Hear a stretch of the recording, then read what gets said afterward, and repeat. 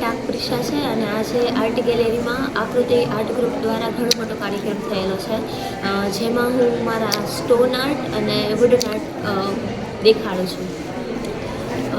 હું એક સ્વિમર છું અને હું આર્ટ ગ્રુપને ખાલી મહિનાથી જ જાણું છું, પણ ખૂબ સારો સરસ સપોર્ટ મળેલો છે મને આ ગ્રુપ તરફથી. અહીંયા ઘણી બધી વસ્તુઓ છે જે હેન્ડમેડ છે, જેનું વેચાણ કરવામાં આવેલું છે અલગ અલગ પ્રાઇસ દ્વારા. પણ હું એક એવો સંદેશો દેવા માગીશ કે તમે કાંઈ બી આર્ટ કરો ને, તમે એનાથી ડિપ્રેશન હોય કે કાંઈ બી હોય એનાથી જલ્દીથી તમને એમાં રિકવર જોવા મળે. એટલે કાંઈ બી હોય તમે એકવાર આર્ટ કરો, કોઈ બી આર્ટ.